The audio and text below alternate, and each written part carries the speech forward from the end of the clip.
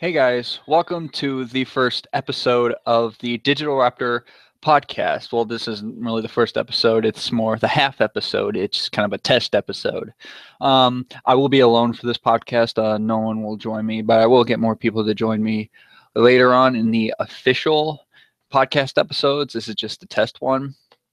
And I got some stuff to talk about just to kind of break the ice a little bit, just to test out. As you guys know, if you do follow big news in like the skeptical and kind of SJW community, you see a video or article about Vidcon and what happened during Vidcon, and most famously, what came out of that was Anita Sarkeesian, an SJW, an infamous SJW, calling out Sargon of Akkad in the front row of one of her panels. And she basically called him a shithead, a garbage person, a garbage human, sorry, and basically called her out. And he said, "I just want to talk." And she said, "Whatever, dude." And that sparked a whole bunch of controversy. People saying that Anita broke the rules and guidelines of VidCon and Hang Green, one of the vlog brothers who started VidCon. He basically let Anita off the hook and basically let her go with almost no punishment. With actually not almost no punishment, literally left her off with no punishment. And there was a whole bunch of backlash about Anita and a bunch of other stuff she did, including after one of her panels, she blew up on YouTuber Boogie2988. You guys may know him. He's the fat guy. He's the guy who made the Francis videos, those hilarious videos. And yeah, she herself is pretty much a garbage human, in my opinion. And yeah, she really is. And just doing all that really just kind of grinds my gears. And as you guys know, what happened at VidCon, I'm sorry for the vacuum sound. My mom's vacuuming downstairs. What you guys do know is that at VidCon, a bunch of the skeptic community, like Sargon himself, Andy Worski, some black guy, Jeff Holiday, Poisoning the Well, all those guys, they all came together and actually built a lot of bridges with a lot of the SJWs there, like Sargon and Lacey Green, Francisco Ramsey and Andy Worski.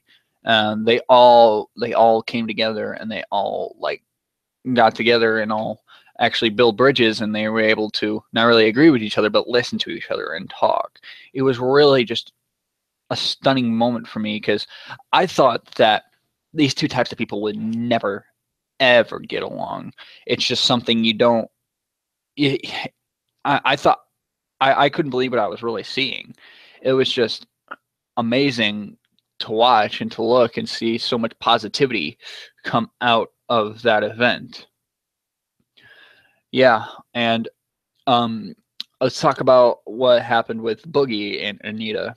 So Boogie2988, as you guys know, or as you may not know, he actually has very, very, very bad anxiety and actually has PTSD, post-traumatic stress disorder. And during the whole thing and beforehand, afterwards, and during the whole panel, he was really, really nervous and worried he might say something bad.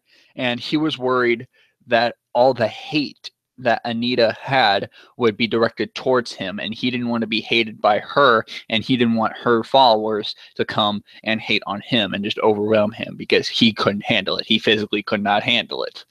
And yeah, he couldn't handle it. And I can't remember what he said. I am actually going to pull it up here as I'm talking, and as I keep talking, what he said, basically, he told a really inspiring story, and he really just made an amazing video, amazing speech. Go check out his latest videos about what he had and about talking about this. And he basically says what he basically said. He talked about his experience in being bullied, because the panel was about cyberbullying and bullying about that. And he basically talked about his experience and how to handle it and how to counteract that. And it was a really beautiful and really inspiring speech. And I think it was near the end. It was near the end. Yes, I'm correct. I believe he made that speech near the end. Either that or he said something really inspiring near the end. And Anita blew up on him afterwards, basically because he didn't give them enough time to respond to that, because the panel was almost over. It was about to end, and then he didn't give them enough time to respond to that. And basically she said was like, that was not fucking cool. It was not cool. And just basically, and she actually like yelled in his face and actually like blew up on him. And he was able to calm her down, and he even said himself that there is hope for her. I can only hope so myself. I mean, just the way she acted, it was completely immature. It was worse than a child. She likes to throw hissy fits. Really, I don't even know. I don't even know why a person can act like that. I really don't. And there's a lot of people like that too. It's like what happened to VidCon. There was a bunch of SAWs and a bunch in the skeptic community that really did come together and build bridges, like I said before. But there's also a lot of people that will never change, in my opinion. That will never change and will always be like that. And there's no hope in saving them. Now, that doesn't mean there isn't any hope for anybody. There is a lot of hope. It's like what we saw at VidCon. I'm not saying these people will turn over, or at least accept and listen to the other side. Not really turn over, but just accept and hear the person out and be able to debate and talk. I'm not saying these people will do that, but it's very likely that they won't. It is very likely that they won't.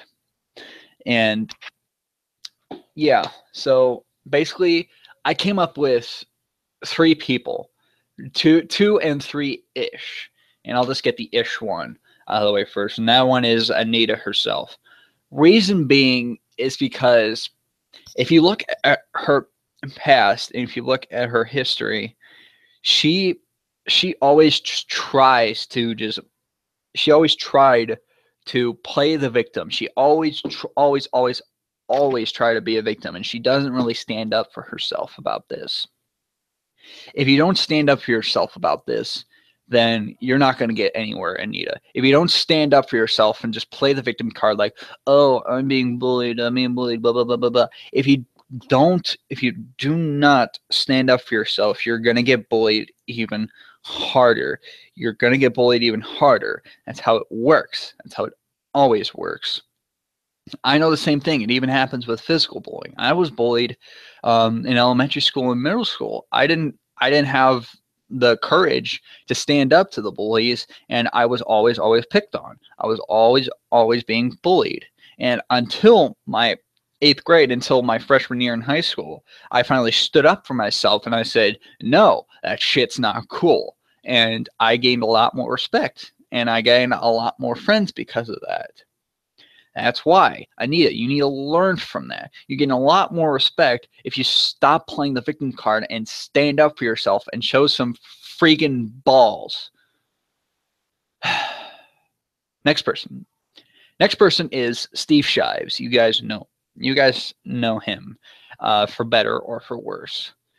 Steve Shives is a male SJW who was once one of the most intellectually challenging, prominent YouTubers who you guys know is an atheist. He is a very well-known atheist and was in a lot of Christian, Catholic, religion-based debunking videos. He would always debunk religion. And even though I myself am religious to a certain extent, I'm kind of like I'm kind of like a Catholic agnostic in my opinion. Like, I don't really know how to explain it, but that's just kind of where I am right now. I like the fact that he was an atheist didn't really rub me the wrong way. That's not why I'm hating on him. You can be an atheist. I don't care. Some of my best friends are atheists, and some of my favorite YouTubers are atheists. I don't really care that he was an atheist. What I don't really like about him, as you guys know, he took the blue pill, and he was all about SJW. He's all about SJWs, and he makes it a fact. He makes it a 100% goal of his to completely block and just completely shut down and shut out anyone who does not agree with him. He does not like anyone who doesn't agree with him, and he'll block them. He won't listen to him. He stays. He likes to. I like the.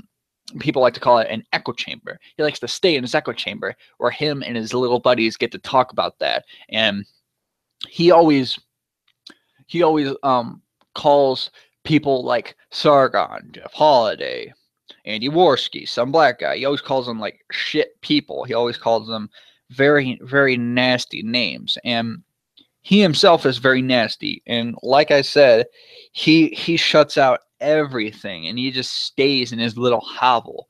That's why I don't think he'll open up and understand it, because he just isolates himself so much, really, from the outside opinions, from different opinions. He really likes to isolate himself from this, and it's so frustrating to me that he does this. I don't care of his political beliefs. A lot of it is flawed, but if he was open, able to just talk about it and debate and understand my side and see where I'm coming from, and with other people too, I will be able to respect him as a human. I will be able to respect him, but I cannot do that because he's being a complete asshole about this. I don't know what to do about him, because he's also a liar about this too, because he was on a stream. I forgot who was on a stream or who said this, who was on a stream, but the guy who was on a stream said that this guy is a very prominent SJW and believes in if not all of what Steve believes too. He says that he is willing to build bridges, and he wants to talk to everyone on the other side. He wants to talk and understand and be able to use that as constructive criticism. Be able to use that and build upon constructive criticism towards those opposing ideas, which is completely fine. That's actually, I encourage that, because I love to be proven wrong, and I love to learn new things. If I'm wrong, then okay, I accept that I'm wrong, but I also like to learn new things, and that guy is doing that. And what Steve said was that he commends people who do that. He actually appreciates. He said he will never do that because his role in the SJW community is not to do that. His role is to be kind of like an attack dog and just attack. He basically called this guy an espionage, or a negotiator. Basically, go on the other side and talk, and basically do all of that. And which, okay, no matter how flawed it is, I guess you can be like that. It just really makes you a coward, but still, okay, I guess I don't really have a big problem with that. Until when Lacey Green supposedly took the red pill, and she basically started understanding and started wanting to debate and wanting to understand and talk to people of the skeptic community, of the I don't really want to say anti-SJW community. I just want to say like the skeptic community. And she was able to open up and talk about it. And that was widespread news. Everyone all in the SJW community really fucking shit on her about this. And Steve Shives said that he finds it despicable and stupid that someone would even be able to talk to someone on the other side. He finds that completely fucking stupid, and he thinks that she's literally like mentally retarded because of that. even though he said the opposite thing on that stream with the other guy. And he said he commended it, but by the time Lacey Green comes in and does the exact same thing, he fucking hates her for it. I don't know why. It's completely fucking hypocritical. It's completely fucking horseshit. That is what a garbage human does. Last person I can think of is Tariq Nasheed. If you guys don't know, Tariq Nasheed is a black separatist. He has made movies called Hidden Colors, which is basically black propaganda. That's basically what it is. That's what it was described. That what it was described to me, and how I looked at it through other YouTubers. I've seen the whole thing myself, and I can tell you it is batshit insane. It is completely pseudoscience. It is not factually correct at all. Some points are factually correct, but in context, they are used in false points. So I bring this up why Tariq Nasheed does this, because everything he said, everything he sees, and everyone he points at is a white supremacist or a white supremacist, a suspected white supremacist, or an apologist for a white supremacist. That's everything he looks at. If you guys don't know, he's actually a failed rapper. His original rapper name was K-Flex. And his music, I have to say, is it's godly. I must admit. It is godly. I absolutely recommend it if you just want an amazing laugh. If you really do. And he is actually like very, very rich. He's actually rich, and he lives in the Hollywood Hills. And he really has nothing else better to do than to shit on other white people, and shit on white people, and shit on black people that disagree with him, calling them coons, Uncle Toms, etc., etc. And actually, I have one more person I would like to add to this list after I get done talking about Tariq.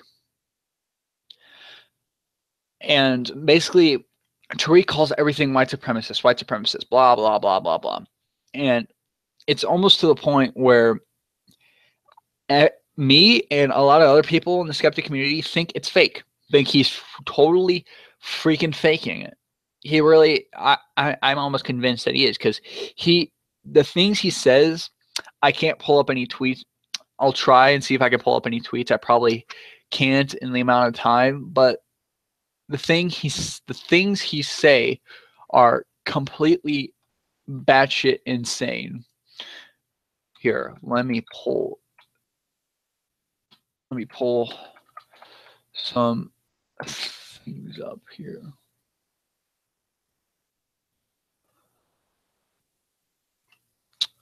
No, yeah, it doesn't look like, I can't really pull it up because I forgot how to spell his name, but no matter, you guys still get the gist of it. Basically, he says some of the most outrageous shit about white people, and it's completely insane. It really, really is insane.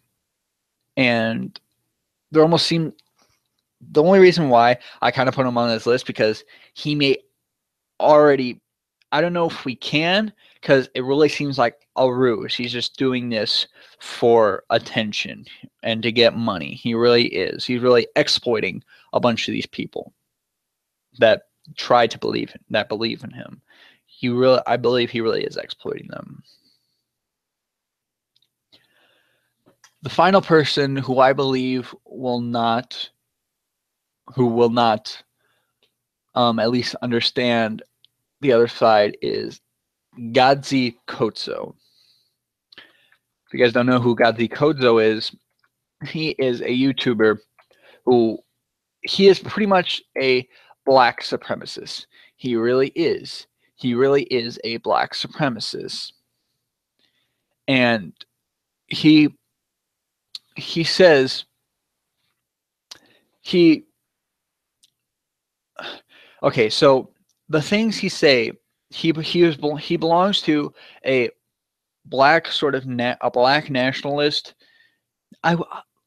Yes, I would consider a nationalist because it says they control the values of Africa, and he is kind of a nationalist. He is a black supremacist, I believe, and he believes that all white people are racist and almost violent. He is almost a violently racist towards other people. He basically encourages violence against white people. And if you guys don't know, the kidnapping, the four black teenagers who kidnapped the mentally the mentally handicapped, the mentally disabled white guy. Basically, they kidnapped him because he was white, and they said, "Fuck Donald Trump, fuck white people." Basically, saying that, and basically they tortured him. They tortured him for like I think it was 2 days, a day and a half, 2 days, or something like that, and he escaped. And basically, she had no sympathy, and she was actually cheering. I can't believe I said she. He, Godzi is a he. He basically cheered on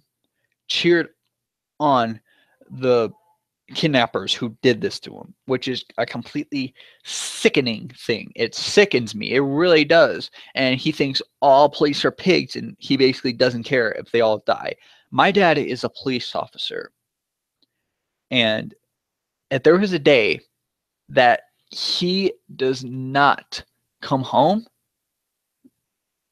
it just boggles my mind that this guy would have no remorse for him, and I would be actually glad that he's dead. I can't believe that. It's completely fucking batshit insane. And he's part of the Uhuru movement. And off of Wikipedia right here, it says the Uhuru movement is a socialist movement centered on the theory of African internationalism, which provides a historical material explanation of the social economic conditions of African people worldwide.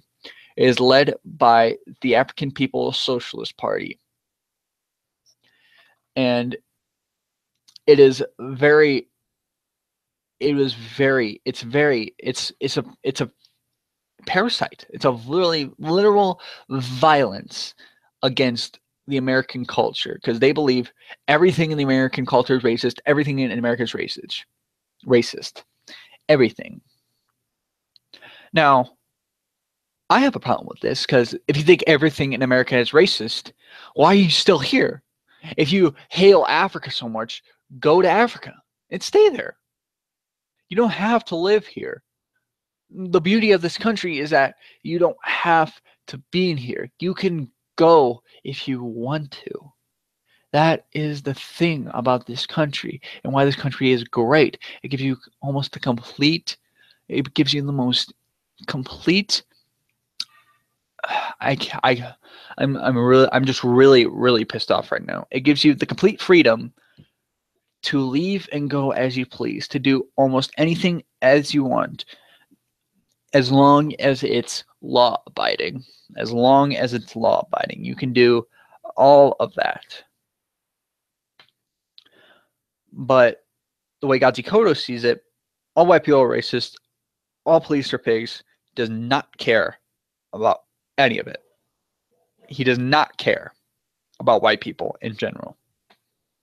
And he says that he is same gender loving, and basically when people call him out saying, "Are you gay?" because he does have a very feminine voice and tone to him. People are calling out saying, "Are you gay?" And he says, "No, I'm not gay." He says, "I am same gender loving," and which means yes, he is gay, because he calls gay a word created by white supremacy and white racism. So yeah. But yeah, he and the other three, I believe, really won't change their opinions. Anita, maybe, because Boogie actually talked to her and he said there might be hope for her.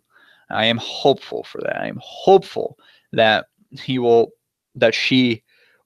look to the other side. For right now, she is being a bitch right now. I hope that she can. I hope that she can reverse her opinion about this. And as for the other three, I doubt that they will change their mind in the near future. They may later on, but I doubt it's going to happen anytime soon, if not at all. And yeah, that's all I have to say about those four people. And you guys, and this really isn't news. It's very old news. You guys probably know a lot about them. You guys probably know a lot about Anita, Steve, Tariq, and Gazi. You guys all know about that, and it's just fucking insane. It really is. Yeah, and I can't really give anything to say about that. The one thing I want to direct you guys to is the live stream that Some Black Guy did. Derek from Some Black Guy, awesome person. You guys should check out his channel, Some Black Guy. He did a stream with a bunch of people. He did with Jeff Holiday, Crouten T, Jeff Holiday, Crouten T, Andy Worski, and a bunch of other people that were on a stream. Chris Reagan popped in there too, and yeah, Donut Operator, who I freaking love. You guys should go check him out too. He reviews like police footage, and he's pro police like I am. So go check him out too. Go check Some Black Guy stream. It's called Tariq Nasheed versus My YouTube Family. That's the name of the stream.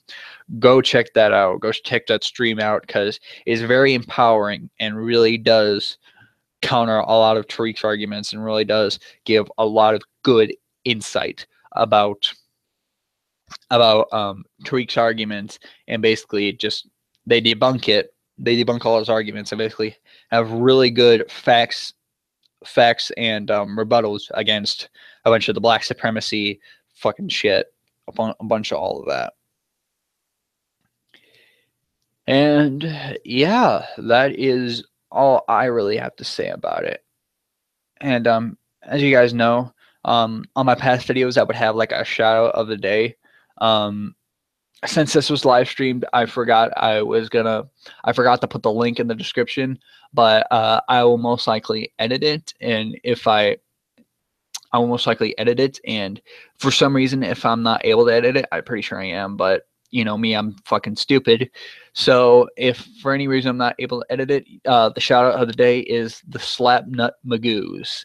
That is a podcast run by, I wouldn't say weekly, but is a podcast channel run by my brother Chris and his friends Josh, Brad, and Aaron. And they're really awesome. They talk about a lot of nerdy stuff. They talk about Star Wars, video games. Nerd